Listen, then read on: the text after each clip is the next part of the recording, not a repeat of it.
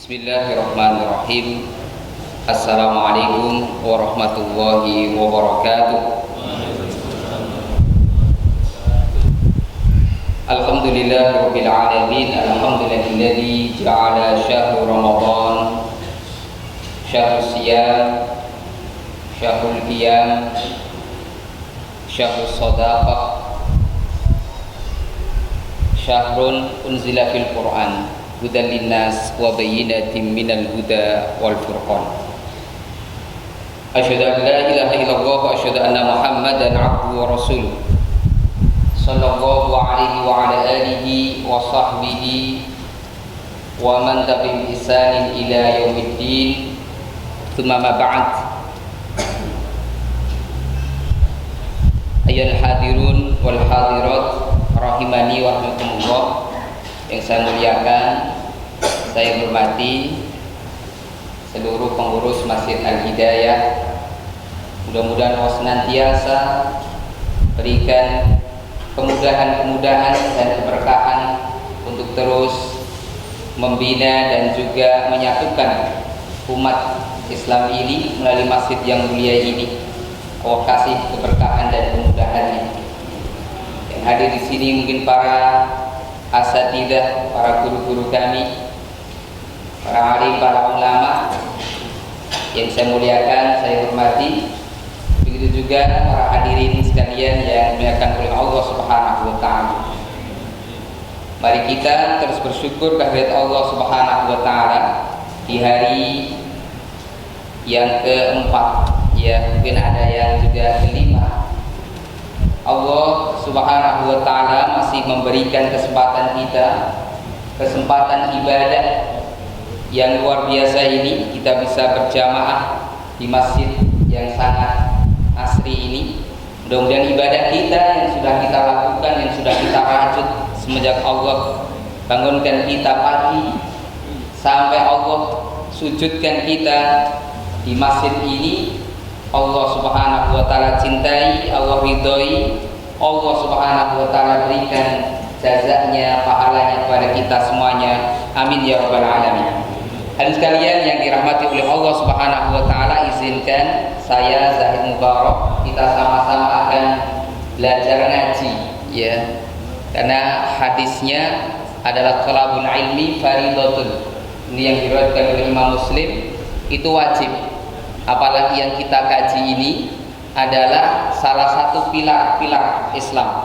Jadi Islam itu punya fondasi akidah, yaitu rukun iman kita, kemudian punya pilar-pilar, ya itu adalah rukun Islam kita. Kalau rukun Islamnya, pilar-pilarnya roboh salah satunya, maka tidak akan tahan lama. Ya termasuk yang akan kita kaji tentang manasik zakat. Maka kajian ini kita sebut kajian berseri, ya. Jadi kalau nanti jamaah tidak mengikuti berikutnya, itu bisa tertinggal, ya. Tapi jangan khawatir, setiap pertemuan kita ada slide itu, ya. Yang ini sebagai, mudah-mudahan sebagai jariah bagi saya yang menulis dan juga bagi siapapun yang men-share-nya nanti. Jamaah sekalian yang dirahmati oleh Allah SWT, kita awali dengan yang disebut dengan prinsip-prinsip maqasid asy-syariah. Apa itu maqasid itu? Ini dia. Ya, maqasid syariah dikatakan oleh Yusuf Qaradawi dalam bukunya wa amma ma'na maqasidus syariah fayuradu biha al-ghayat allati tudafu ilaiha an-nusus min awamir wal nawahi wal ibahat wa tusal ahkam al-juz'iyah ila tahqiqiha fi hayatil mukallafin afradan wa usran wa jama'ah wa ummah. Ini definisi tentang maqasid syariah. Apa itu? Yaitu tujuan-tujuan yang menjadi target teks dalam bentuk perintah. Berarti dalam Al-Quran ini ada perintah dan juga ada larangan. Larangan maupun hal-hal yang mubahat untuk direalisasikan dalam kehidupan manusia, individu, keluarga, komunitas maupun umat atau makhluk, ya. Ini dikatakan oleh Profesor Dr. Yusuf Al-Qaradawi. Tujuan hukum syariat, maqasid syariah ini adalah ini landasannya, ya. Allah SWT mencipta manusia supaya menjadi khalifah di atas muka bumi. Jadi khalifah itu artinya adalah pengganti. Kenapa disebut pengganti? Dikatakan al-khalifatu jilun ba'da jil, ya, generasi ke generasi. Jadi itu namanya khalifah, ya. Allah telah menciptakan kamu dari bumi, maksudnya dari tanah, dan menjadikan kamu sebagai pemakmurnya. Jadi maka masjid ini ada DKM. DKM itu namanya Dewan Kemakmuran, ya. Kalau masjid tidak makmur, maka itu laporan pertanggungjawabannya di sisi Allah Subhanahu wa taala, maka namanya kemakmuran. Dan Allah punya makhluk namanya Baitul Makmur. Sebelum ke Sidratil Muntaha, antara surga yang ketujuh, ya, sebelum Sidratul Muntaha, tengah-tengahnya ada namanya Baitul Makmur.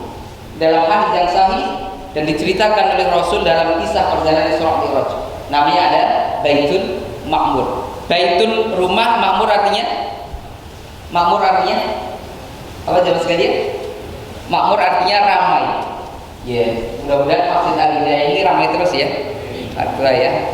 Mudah-mudahan banyak juga tadi saya lihat ada jamaah saya yang sering ikut gitu ya kajian secara online.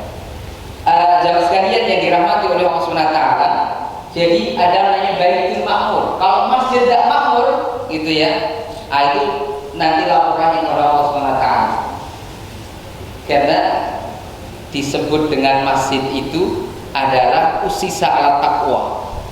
Ini konsepnya dalam surat At-Taubah ayat 8. Usisa ala taqwa, harus betul-betul didirikan karena ketakwaan, dan takwa ini adalah pemberian dari Allah Subhanahu wa taala. Dalam dunia akademisi disebut honoris causa. Ya. Jadi nanti kita semuanya hamba-hamba Allah yang berpuasa ini akan dikasih gelar non akademik, tapi gelar ini nembus ke langit. Namanya at-taqwa. Allah sebutkan 2 kali dalam rentang 183 sampai 188. La'allakum tattaqun. Ini adalah gelar honoris causa yang diberikan Allah SWT kepada hamba-hambanya. Siapa yang melakukan maqasid asy-syariah ini, maka ada gelar-gelar itu. Ya. Wa ansya'akum minal ardi wasta'marakum fiha, maka tugas kita adalah memakmurkan bumi ini. Jangan membuat kerusakan. Wala tufsidul fil ard. Ya, jangan membuat kerusakan, tapi harus makmur. Ya. Istamar. Itu ya, dimakmurkan. Makanya disebut takmir masjid.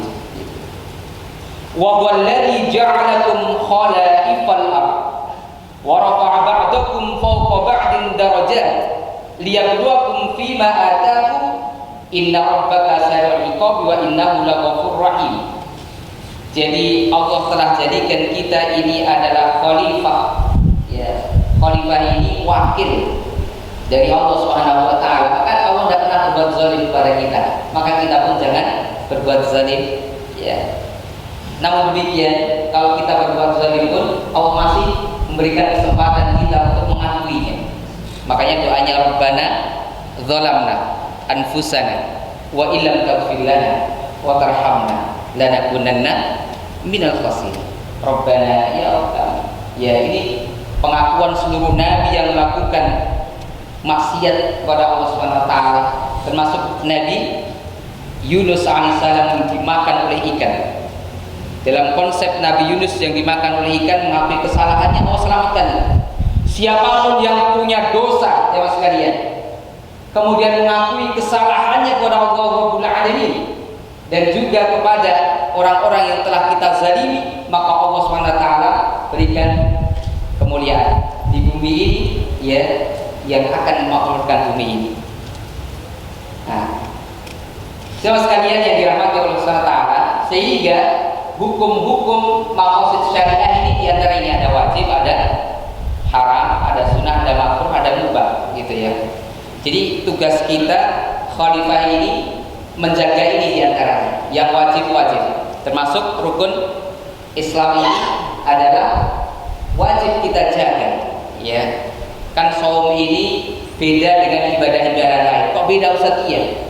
Karena dalam hadis yang sahih diriwayatkan oleh Imam Bukhari dan Imam Muslim, ya, itu dikatakan, ini hadisnya hadis qudsi, ya, bahwa as-saum li. Dalam redaksi hadis yang lain, as-siyam li wa ana ajza'u bi. Dalam redaksi hadis yang lain dikatakan wa ana ajzi bihi. Gitu ya. Ini semuanya hadisnya sahih. Jadi, sahabat sekalian yang dirahmati oleh Allah SWT, kewajiban kita diantaranya menjaga saum ini. Dan saum ini bukan ibadah kolektif, bukan, tapi adalah ibadah individu. Ya.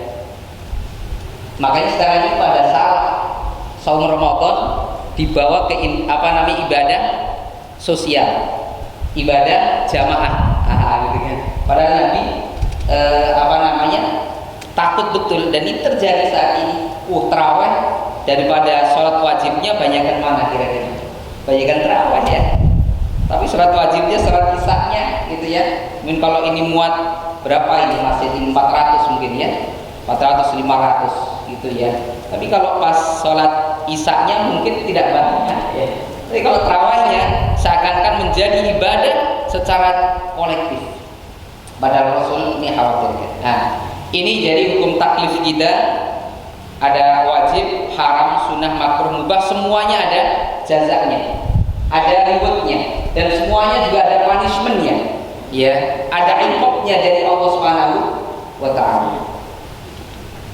Asas maqasid syariah, Allah Subhanahu wa Ta'ala juga berfirman, dan tidaklah kami utus kamu wahai Muhammad kecuali untuk menjadi rahmatan bagi al-muslimin. Wa ma arsalnaka illa rahmatan lil alamin. Jadi jangan dianggap Nabi itu hanya untuk kaum muslimin saja, tapi untuk rahmatan lil alamin.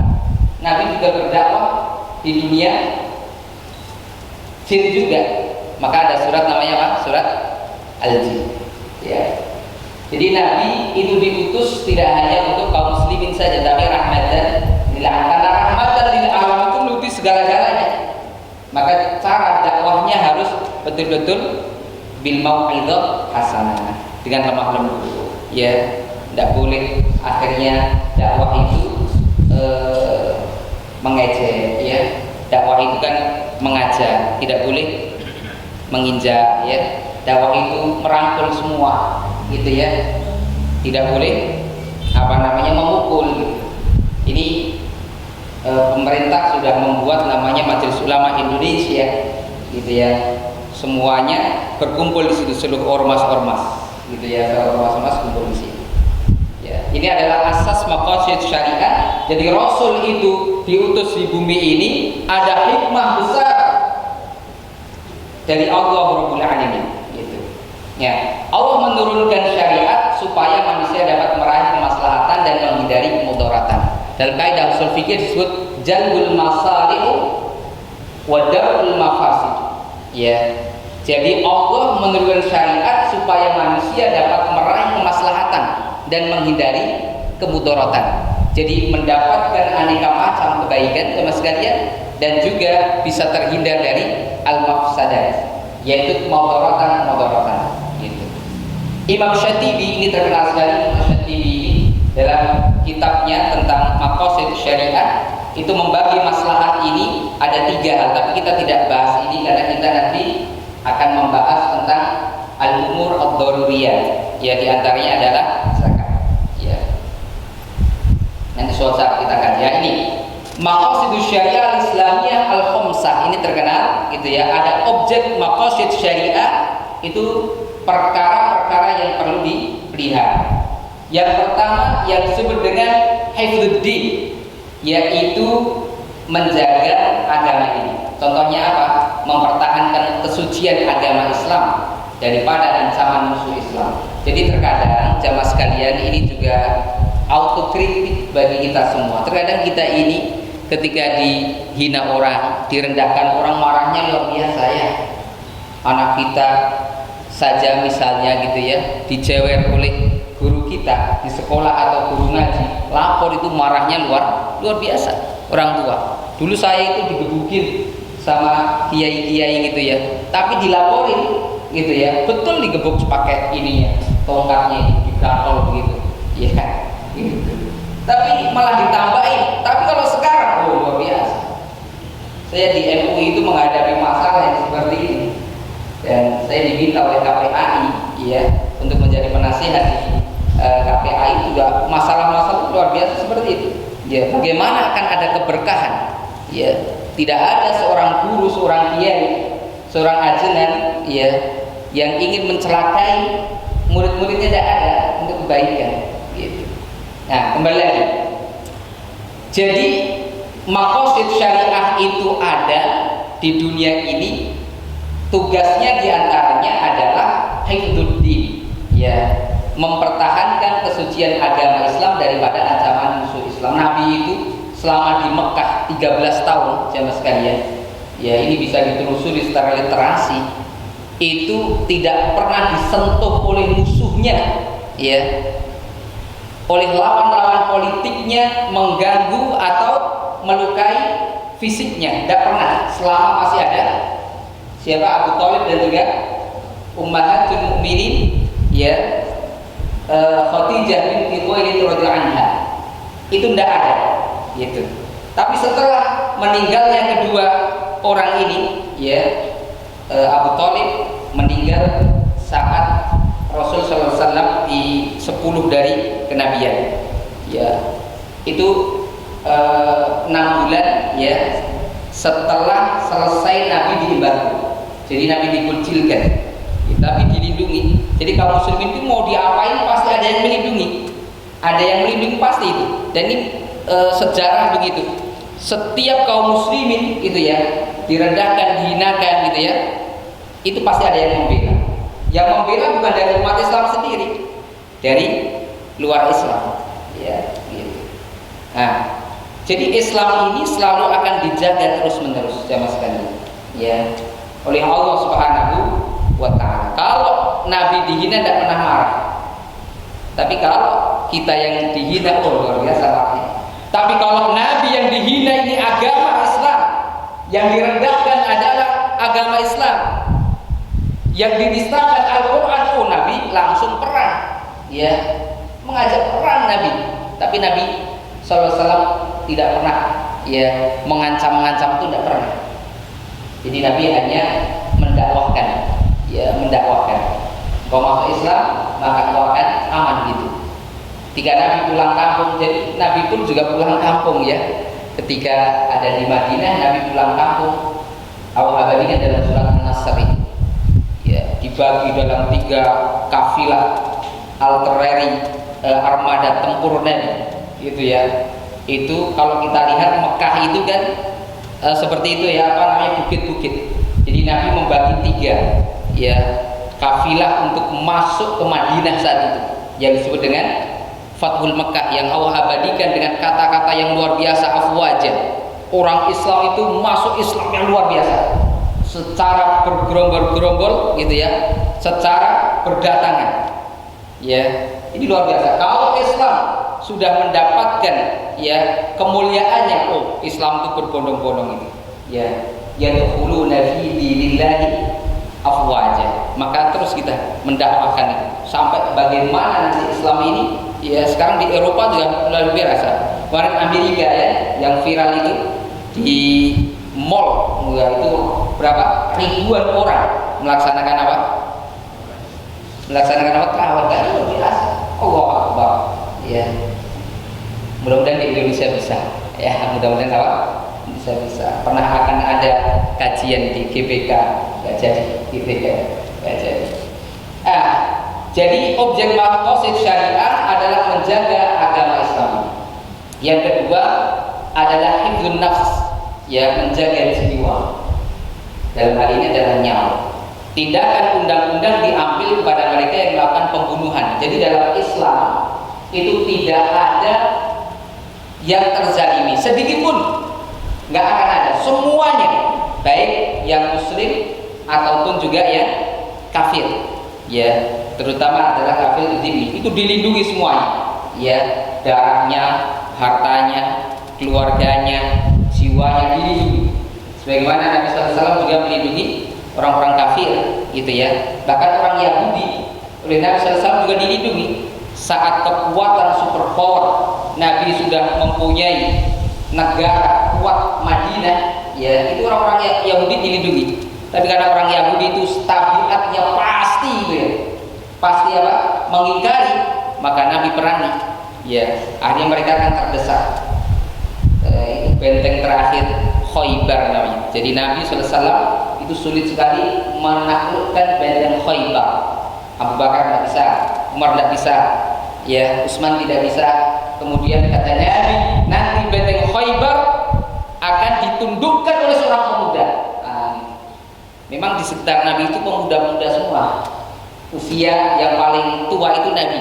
Ketika Nabi membentuk rumah yang disebut dengan Baitul Arqam di Makkah itu. Jadi Nabi mulai pembinaan untuk remaja-remaja. Paling tua itu usianya Nabi 40 tahun. Kedua adalah Abu Bakar. Abu Bakar usia saat bergabung bersama Nabi usianya 38 tahun. Ya.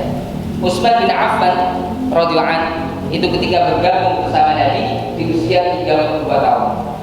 Sedangkan Umar bin Khattab radhiyallahu anhu bergabung bersama Nabi di usia 26 tahun.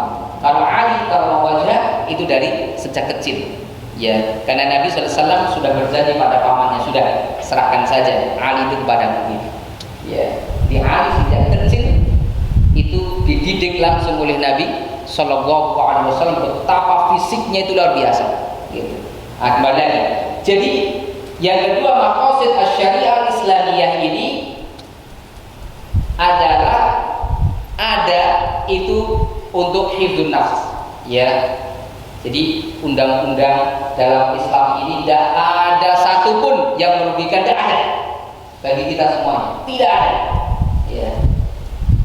Dan undang-undang ini kan undang-undang langit, tidak bisa dirubah-rubah, ya, gitu. Jadi undang-undang wahyu sudah benar pasti 100%, mi'ah fil mi'ah pasti benar. Yang kedua adalah yang disebut hifdzun an-nasl, ya, yaitu menjaga keturunan, sehingga ketika ada maqasid syariah itu zina dilarang. Kan zina ini langsung yang melarang Allah SWT dengan kata-kata yang amat sangat lembut, wala taqrabuz zina, jangan dekati aja tidak bisa, gitu ya, dekat aja tidak bisa, tidak mungkin itu, karena berawal dari dekat-dekat itu, gitu kan. Baru setelah itu dia melakukan kemungkaran. Zina dilarang untuk memelihara kemuliaan keturunan. Orang yang akhirnya punya keturunan, jamaah sekalian, akibat dari zina, gitu ya, maka tidak jelas itu, dia tidak bisa mewarisi, ya kan? Walinya juga tidak bisa nikahkan, apalagi kalau perempuan, wah repot banget. Maka pernah terjadi di zaman Nabi, ya, maka Nabi ditanya, ya Rasulullah, aku mengandung, gitu ya, setelah melahirkan, gitu ya, kemudian anak ini milik siapa? Anak ini milik siapa? Di zaman jahiliyah itu ada ahli reka wajah. Jadi dikumpulkan semua. Misalnya 10 orang laki-laki, gitu ya, dikumpulkan semua dan disamakan wajah bayi. Oh, kalau dia sama dia harus ngakuin. Kalau sekarang tidak ada yang ngakuin, kan? Gitu. Kalau dulu ada yang ngakuin, dikumpulkan itu. Ya, di zaman jahiliyah itu. Gitu. Kalau sekarang tidak ada. Oh, adanya dimutilasi, gitu ya. Kejadian kemarin itu anaknya dibunuh, kan? Nauzubillah min. Ya. Jadi hifdzun nasl, adanya maqasid syariah ini. Jadi kalau membunuh anak juga mendapatkan hukuman, gitu. Nah, kalau zaman sekarang zina ini sudah namanya juga disebut PSK, pekerja. Padahal Al-Quran jelas dan tegas zina. Az-zani waz-zaniyatu, kan gitu. Ya, fajlidu kullu wahidin minhuma mi'ata kan. Wa la ta'khudh bihi ma'rufah, gitu. Teman sekalian yang dirahmati oleh Allah SWT, maqasid syariat itu jelas betul. Tapi kalau undang-undang positif itu disebut pekerja. Nah, pekerja dilindungi undang-undang pekerja. Gitu. Kemudian yang keempat, ya, yaitu hifdzul aql, gitu ya, yaitu akan melindungi akal gitu. Pengharaman minuman keras, karena minuman keras itu pasti mengganggu otak sadar kita. Kenapa disebut khomer? Karena khomer itu artinya menutupi, ya, menutupi otak kita. Siapa yang berinteraksi dengan khomer pasti tertutupi semua itu, ya. Kesalehan apapun individu dan sosial tertutupi kalau khomer ini. Maka ada satu daerah di Indonesia yang menghalalkan khomer, langsung turun, ya, bencana dari Allah Subhanahu wa Ta'ala. Jadi akal kita juga harus jaga, ya. Di antara penjaganya ada maqasid syariat yang bersentuhan dengan khamr gitu ya, maka dia juga harus kena hukuman. Yang terakhir adalah hifdzul mal, ya, yaitu menjaga harta. Adanya maqasid syariah ini. Jadi tidak boleh kita ngaku-ngaku gitu ya, harta ini milik saya misalnya. Ada kendaraan roda 2, roda 4 itu, ini milik saya gitu ya. Tidak bisa diapa, ya, kecuali punya bukti. Jadi maqasid syariah itu adalah menjaga, diantaranya menjaga ini 5 hal ini, ya. Hifdzul din, hifdzul nafas, hifdzul nasl, ya, hifdzul fikr, akal, ya, wa hifdzul mal. Nah, ini dia ya, disebut anak, anak agama, nyawa, akal, keturunan dan harta. Dan ini sekali lagi ya, prinsip-prinsip maqasid syariah ini untuk menjaga akidah. Ini yang paling penting. Ya, kalau akidahnya sudah tadi hancur, wah ini cepat robohnya. Dan akidah kita ini terbangun seperti persis masjid ini. Ada pondasi, itu akidah yang rukun iman kita. Kemudian pilar-pilarnya itu rukun Islam, ya kan? Nah, itu harus kuat, ya. Yang lainnya, ya, atap-atapnya dan lain sebagainya adalah muamalah yang lain, termasuk ihsan. Nah, ini saya kasih contoh ad-darurat al-khams fi suratul Baqarah. Misalnya hifdzuddin, ya, tentang ayat siyam wa ayatul hajj. Jadi tanpa adanya maqasid syariah ini, maka bisa saja puasa ini dilanggar atau ditentang atau tidak dilakukan oleh hamba-hamba Allah SWT. Makanya ada maqasid syariah, ya, ada reward dan juga ada punishment. Ya, ini dalam surat Al-Baqarah yang semuanya mungkin sudah hafal, anak-anak kita juga sudah hafal, ya. Ya ayyuhalladzina amanu kutiba alaikumus syiyam, ya, sampai pada ayat-ayat yang lain. Tentang haji bahkan ada surat khusus tentang haji, ya. Surat khusus tentang haji. Dan haji ini nggak bisa digantikan, apalagi sekarang ada teknologi gitu ya, yang ada ide dia cukup di sini aja di Indonesia. Metaverse gitu ya, metaverse. Itu alat sudah dicoba oleh Sesubes gitu ya. Jadi seakan-akan betul-betul di depan depan Ka'bah. Coba lihat itu di internet ini, ramai banget, ya. Nah, hifdzun nafs contohnya wa wad-darurah ats-tsaniyah wal muhimmah fi qoulihi ta'ala fi ayatil qasas, ya, atau fi ayatil qisas. Ya alladzina amanu kutiba alaikum qisasu fil qatl, ya. Jadi nggak boleh sembarangan kita menjadikan jiwa-jiwa orang ini rendah, itu nggak boleh sampai menzalim. Hifdzul akal, ya, menjaga pikiran kita, itu menjaga akal sehat kita. Ini ayatnya dalam surat Al-Baqarah, yas'alunaka 'anil khamri al-maisir wal maisir. Hifdzun nasl, ya, tentang nikah, tentang tolak gitu ya. La ta'ibul musyrikat misalnya, itu sudah jelas Al-Qur'an, tidak boleh, ya, seorang wanita menikahi musyrik, kan gitu, dan seterusnya gitu. Hifdzul mal yang akan kita bahas ini diantaranya bi ayatil infaq wa ayatil riba wa ayatil mudayana, ya, dan juga ayat-ayatnya. Kita lihat ini konsep kesejahteraan dalam rangka maqasid syariah. Ini sebenarnya lama kita bahasnya, namun yang jelas ketika melakukan maqasid syariah wal maslahah, maka ada al-falah. Al-falah ini kesuksesan.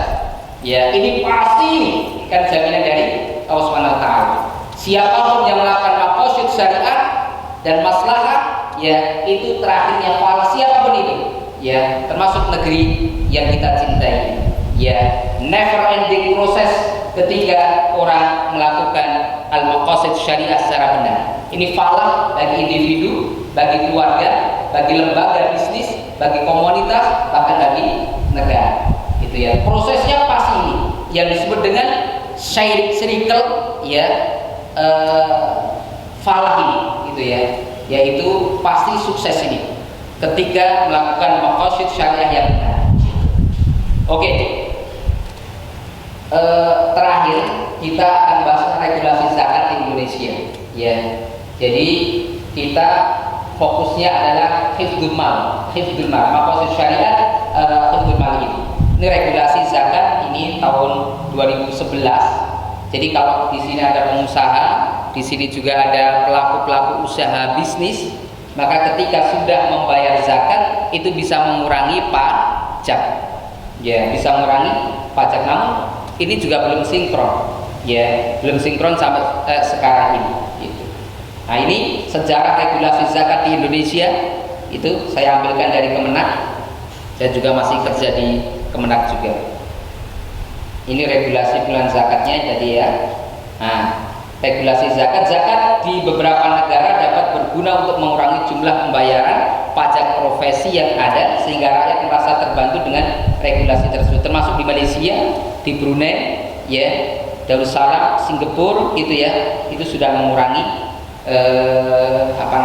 pajak. Akan tapi di negara Indonesia beberapa daerah sudah mencoba menerapkan hal tersebut, akan tapi dalam prakteknya ditemukan bahwa para muzaki yang berzakat ini masih double payment, ya, jadi seakan-akan tidak ngaruh gitu, ya, tidak ngaruh. Dimana mereka di samping bayar zakat, mereka juga bayar pajak, sehingga hal ini tentu regulasi tersebut belum berjalan dengan baik. Ya, ini ada beberapa hal yang menjadi catatan bagi riset saya. Ada beberapa temuan ketidaksinkronan bayar zakat yang diharapkan dapat mengurangi bayar pajak. Di antara pertama, payung hukumnya yang belum baku sehingga kelegalitasnya itu masih dipertanyakan. Jadi memang belum ada payung hukum yang kuat. Misalnya sudah bayar zakat gitu ya, belum bisa ngeling gitu.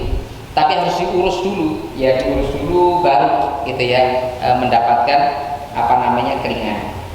Yang kedua, belum adanya kerjasama yang intens antara lembaga yang menangani zakat dan lembaga yang menangani pajak dalam hal teknis dan administratifnya, belum ada. Makanya ini banyak yang di sini mungkin banyak pengusaha, banyak pelaku usaha, banyak akademisi mungkin di masjid ini mungkin bisa sama-sama gitu ya.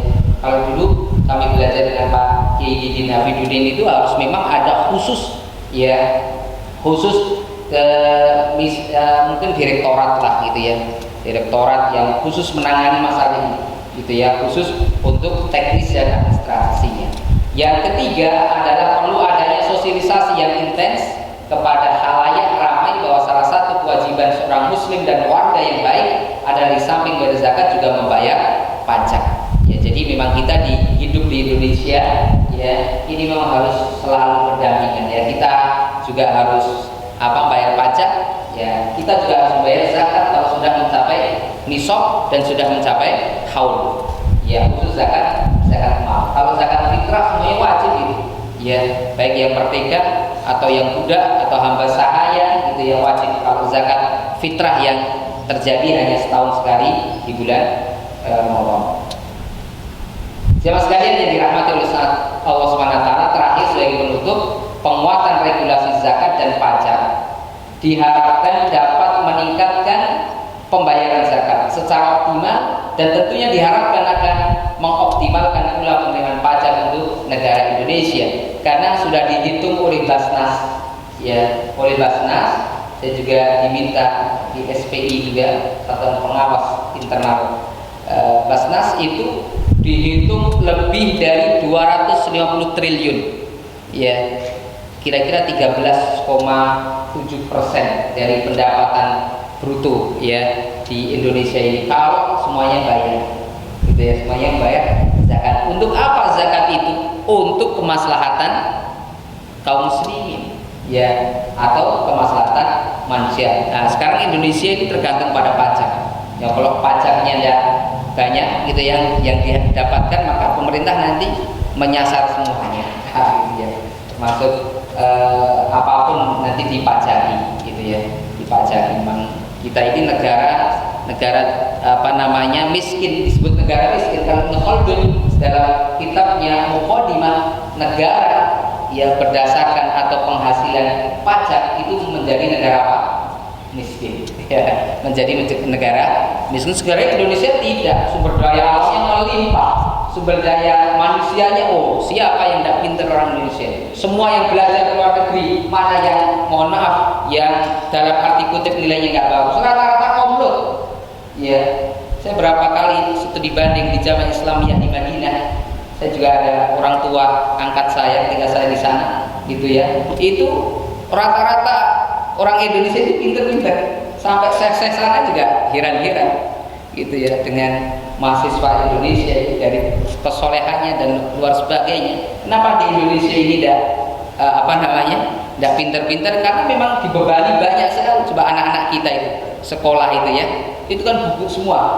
Kalau dibaca bagus itu ya. Tapi kan hanya dibawa aja. Sehingga anak-anak kita ini luar biasa. Kalau kita dulu sekolahnya satu buku itu dilipat gitu ya, untuk IPS, untuk IPA gitu ya. Tapi berkah ya.